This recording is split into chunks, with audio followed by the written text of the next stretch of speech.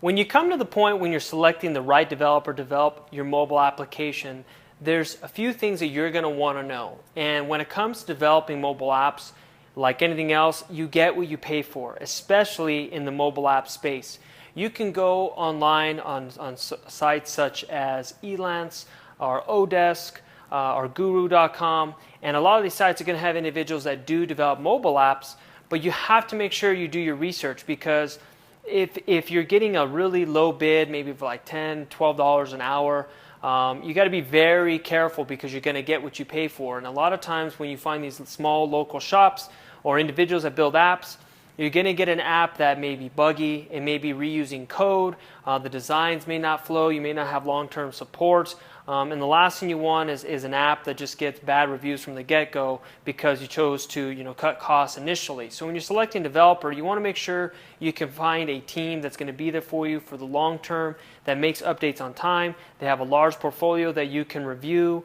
You read about past user experiences or clients that they've had, and you can view their application. It's just really important that you spend the time to find the right developer and spend the money now, because if you decide to cut corners here and find the cheapest one, I do not advise that. I advise that you find a company that may not be the most expensive, because there are really top tier developers out there that develop world-class applications, but they're more likely going to be out of budget. I mean, their projects for a typical app could be anywhere between $200,000 or $1 million or more.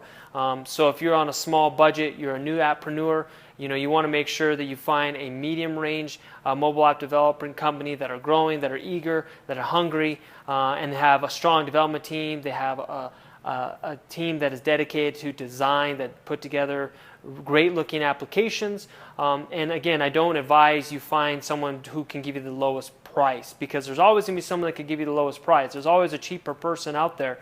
But you got to make sure that you're dealing with a reputable company. You're not just dealing with an individual directly, because if something happens to your app, or that individual disappears or goes on a vacation, or heaven forbid something happens to them, you're stuck. And you can never change that app. And you'd be forced to take that app, take the code, and find another developer. And sometimes that's hard to do, because developers don't like working with other developers' code. They're going to want to start from scratch, and you're going to be incurring more costs and more costs. So it's best when you're selecting the developer, you do your research, you do your homework, you find one that you feel comfortable with, that has history. They're not the most expensive, but they're medium rate. I would say when selecting developer, anywhere between $50 to $75 an hour is a fair price to pay when you're looking for a solid mobile app developer that hasn't, that's not a top tier, that develops $1 million applications. I mean, it takes time to get to that level.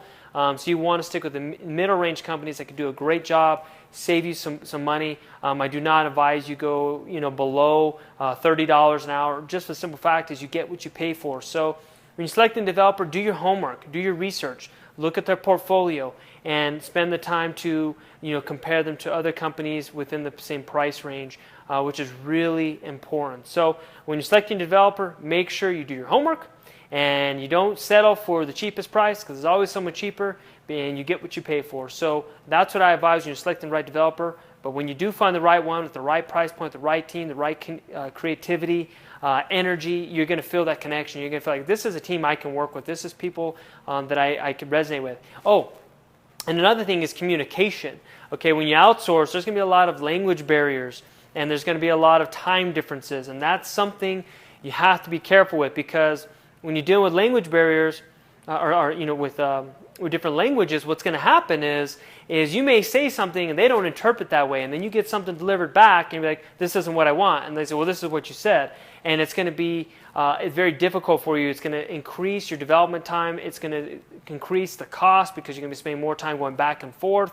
When you're developing with, when there's language differences, you're going to have to be very thorough and precise, because they're going to give you exactly what you told them. So if you said to do this, that's what they're going to do. They're not going to think outside the box or kind of interpret what you're saying. They're going to take it as is. So that's really important. So you want to make sure that when you work with a developer, you find one that, in my opinion, that their English skills are very good. It doesn't have to be in the U.S., but make sure that their English speaking is just like you can have a conversation with them. They're creative. They think outside the box. They're solution focused.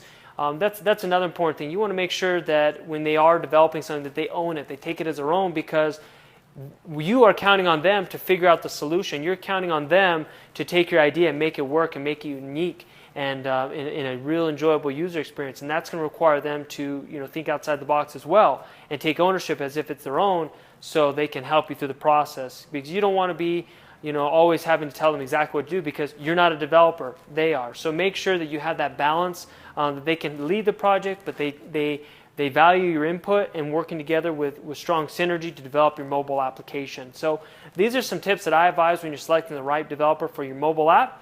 But you take the time to do that, you're going to have a fantastic team, one that you're going to want to work with for the long run, and develop multiple mobile applications to add to your personal portfolio.